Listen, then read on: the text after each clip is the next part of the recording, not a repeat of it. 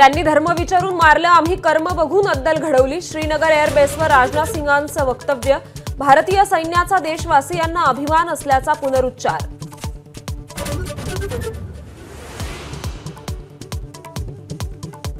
भारताकडून पाकिस्तानचे 11 एअरबेस अवघ्या 23 मिनिटात उद्ध्वस्त। ऑपरेशन सिंदूर बद्दल मोठी माहिती समोर। पाकिस्तानातील चीनी एअर डिफेन्स सिस्टीम 23 मिनिटे पूर्णपणे जाम।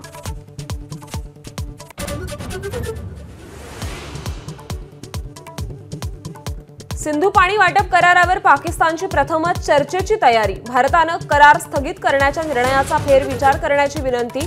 नद्या कोरड्या पडू लागल्यानं पाकिस्तान गुडघ्यावर।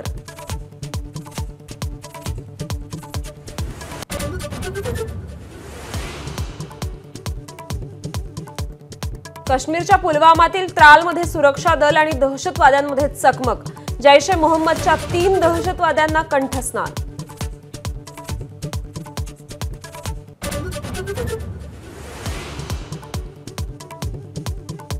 छत्तीसगडमधील ऑपरेशन ब्लॅक फॉरेस्टमध्ये 21 दिवसात 31 नक्षलवादी ठार।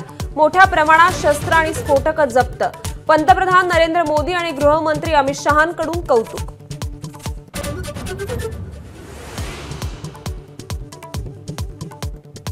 कर्नल सोफिया कुरेशींबाबत वादग्रस्त वक्तव्य करणारे भाजप मंत्री विजय शहांना दिलासा नाही। हायकोर्टात जाण्याचे सुप्रीम कोर्टाचे निर्देश। म्हणणं ऐकून घेईपर्यंत कारवाई नको अशी मागणी फेटाळली।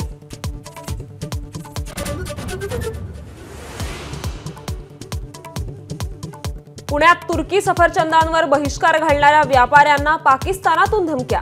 सफरचंद रस्त्यावर फेकून व्यापाऱ्यांकडून निषेध। तुर्कस्तान मुर्दाबादच्याही घोषणा।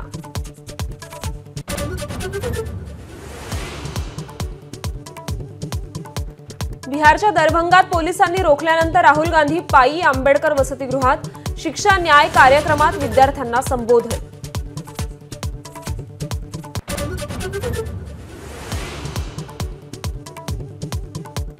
राष्ट्रपती द्रौपदी मुर्मूंचे सुप्रीम कोर्टाला 14 प्रश्न। राष्ट्रपती आणि राज्यपालांना विधेयक मंजुरीसाठी घातलेल्या 3 महिन्यांच्या कालमर्यादेसंबंधी विचारणा।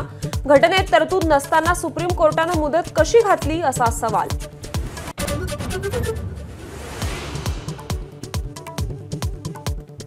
छत्रपती संभाजीनगरच्या वाळूज परिसरात उद्योजकाच्या घरावर दरोडा। 8 कोटीचं सोनं आणि 40 किलो चांदीवर डल्ला। घटना सीसीटीव्ही कॅमेऱ्यात चित्रित।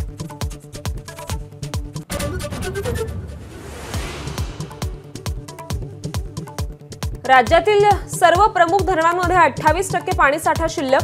पाणी टंचाईचं संकट गडद होण्याची शक्यता।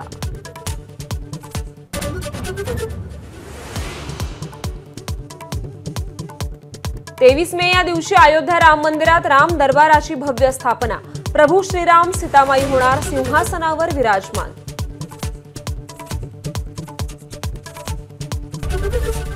एबीपी माझा, उघडा डोळे बघा नीट।